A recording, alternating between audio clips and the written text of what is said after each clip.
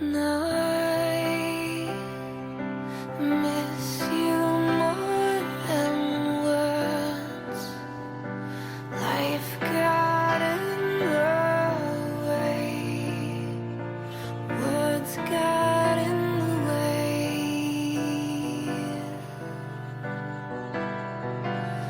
Now I don't know what to say.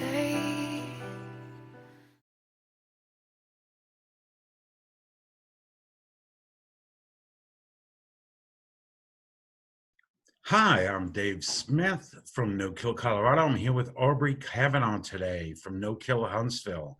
This is No Kill in Motion. We have an interesting subject today. We're talking about owner surrenders. There seems to be, well, there are different laws in different states and different localities that decide how that actually works. But some shelters seem to put forth that they have to take in every owner surrender that comes around. I think we have some different views on this, so we're going to talk about that today. Audrey, I mean, people assume shelters are required to take in on animals when they're not necessarily, but sometimes shelters give that impression. What have you seen out there? Well, I see all the time where shelters proudly say we're open admission, and they make it seem like they have to take every owned animal without question in at any time. And it's been kind of anecdotal for the most part, but I actually had a conversation with the shelter director in Tennessee last week where she said, and this is the director of the shelter for a municipality, said, "Oh, I have to take owned animals, no questions asked, anytime. If they tell me to take their animal, I have to take it."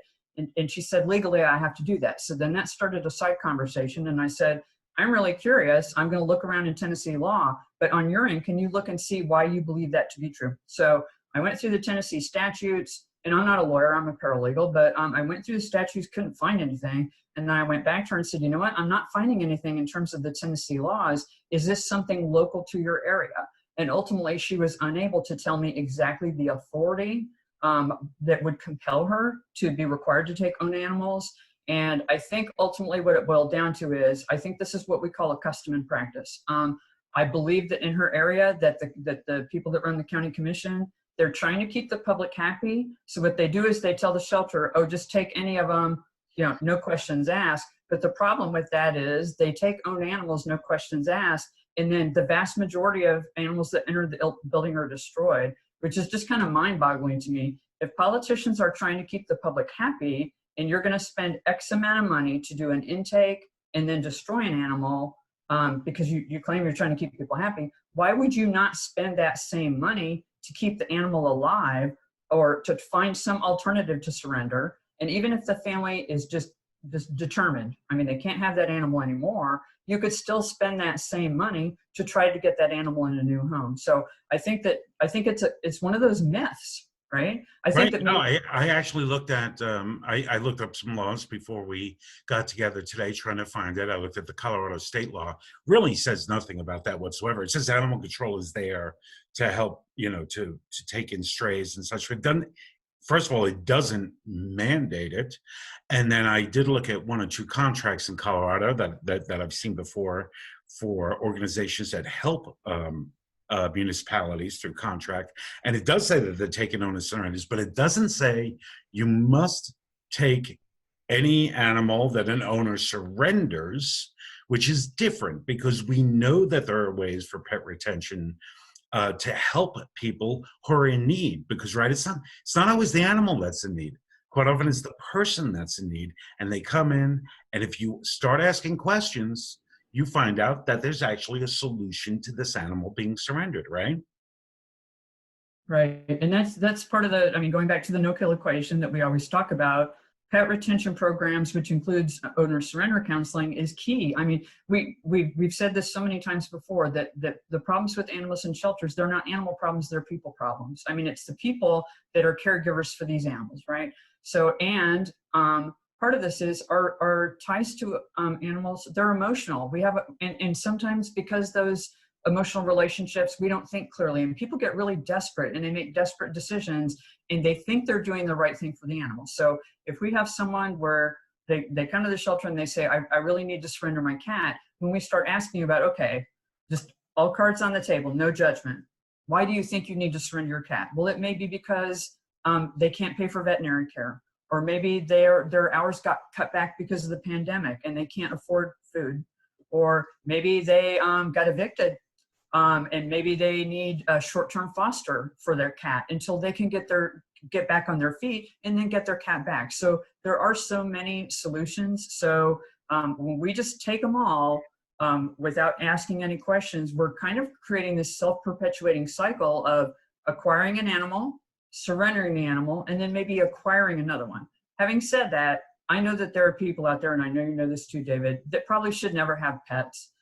They treat them as disposable, but when we reinforce that behavior by disposing of them in the shelter and making it a self-realized prophecy here, we're just making it worse. So, and even for those people, if they absolutely say, oh no, I can't have this animal, we don't have to take them immediately. Shelters are ordinarily not legally required to take, essentially owned property. Right. And if we are going to take animals that are owned, doing so on a managed basis so that we can control the number of animals in the shelter at any given time is absolutely the better way to do it. And Well, I know I hear people say all the time, oh, well, if you don't take it, they're going to go dump it. I think that studies have not borne that out. I mean, when you tell people it's illegal to abandon your animal, so let's come up with another solution. Maybe we can't take your dog today, but we can probably take your dog in a couple of weeks, that kind of thing. yeah, and abandonment has been linked to people's perception of the shelter sometimes. Even a person in a true dire situation may actually abandon a pet thinking maybe wrongfully thinking a kind person will pick up their pet, but they're like, I'm not bringing it to the shelter because I'm afraid what's going to happen if they go to the shelter. You made me think of, we're facing an interesting societal environment right now with COVID and with kind of the CARES Act and some of the ways that the government was helping people actually stay in their homes. And I believe that we are going to see a real change in people's ability to stay in their home because of money coming up. And when that happens, the shelters would get overwhelmed if they don't take on some new kind of strategies. So a lot of good shelters already have managed intake, which you've referred to already, but some shelters don't. And to just take these animals in is, again, it is the self-fulfilling prophecy: is we have too many, we have to kill them. Well, that's not true. There are other solutions, and actually one of them, which is a little bit more complex than I don't have enough money for food. Okay, here's a bag of food. Come back in a week, let me know how you're doing. Or veterinarian care, if you have good partnerships with veterinarian.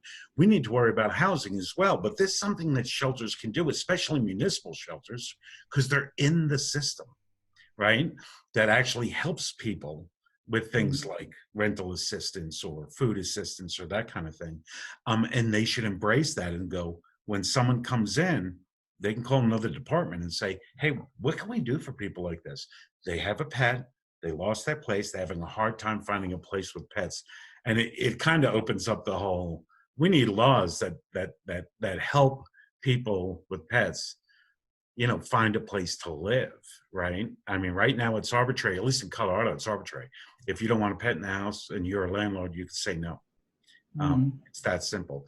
So I'm sorry, I forget actually where I was going with that. I had a question for you, but it was mainly about, what's going to happen now in this environment, as I believe we're going to see an increase in surrenders or people thinking that they have to surrender.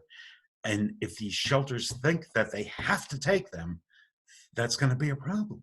Yeah, it will just exacerbate the problem. And I know that there are some big thinkers out there that are trying to get ahead of this issue because they're anticipating a lot of people losing their homes and then having an influx of animals in the shelter. So, and like we've talked about before, with the pandemic, regressive shelters are using the pandemic as just one more reason to kill animals. I mean, to them, it's just like, oh, no choice. The public is irresponsible, so we have to do this. So I think the hope is that progressive shelters are using some of this time to get ready for that. I mean, to me, it's almost like, a storm is coming, a hurricane is coming.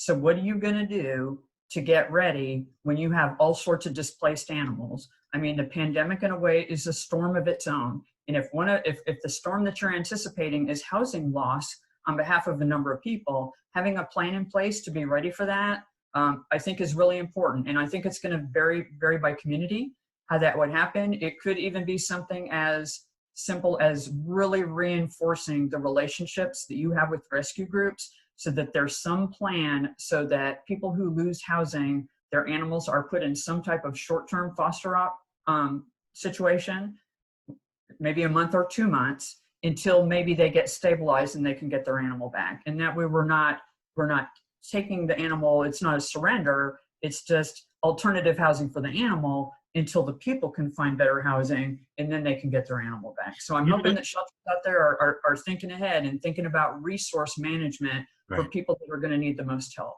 It's a really interesting idea to think that shelters, one of the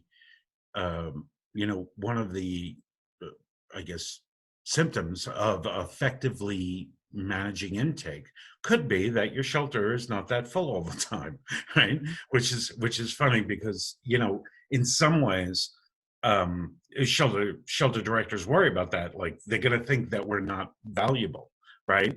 Because there's not enough animals here, which is crazy for anyone to think that way. But I understand why they do, because that's what they've been judged on. How many handle? I see this in a lot of reports, annual reports. 10,000 animals handled, not saved, handled, and that's the number they use actually quite often to get funding. But what would be interesting is, what if we did get very good at managed intake, and then the shelter can do stuff like temporary boarding and say $10 a day, $20 a day. Maybe it may not be the best choice, and that probably wouldn't be where I'd want my pet to be. But if I was in dire straits and I could afford a little bit, and it meant I could get my pet back, I would absolutely do that. Or maybe it's zero, right? If we could actually do that and help the person. But this is really interesting. Do you have anything else to add at the end of this? We're about at the end of our time. A couple of things. Something you just said reminded me of something. There are some shelters that are, because they have more kennel space available, that they're working on a problem where they're doing like daycare for fosters. A lot of the problems with people fostering is if they've gone back to work, they're like, I'm not going to be home all day. So it's almost like a doggy daycare or a cat daycare kind of thing, where if you've got a foster, that they can drop the animal off in the morning when they go to work. They spend their time at the shelter during the day. They pick them up at the end of the day, take them home. And yeah, the animal is in the shelter environment for a few hours a day, but then they're spending the majority of their time in the evening and on weekends in a foster home. So that's a very creative idea. And back to one other thing you said, people often do make terrible decisions, but a lot of times that has to do with how the shelter operates. I will tell you that in Huntsville, at a time when the live release rate was really low, people didn't trust the shelter. They didn't want to take their animals there because they feared that meant a death sentence, right? So sometimes they did knowingly commit criminal acts with the hope of, gosh, maybe somebody will help my pet. And that's better than taking them to the shelter where they face a certain death. So the benefit of having a progressive animal shelter is you become a place of answers and a place to help people. And because they trust that you're there to help, and they don't fear the specter of death for their pet, they're more apt to make better choices. That's great. Well, thank you, Aubrie. It was great talking to you. That was Aubrie Kavanaugh from No Kill Huntsville. I'm Dave Smith from No Kill Colorado, and we'll see you next time in No Kill in Motion.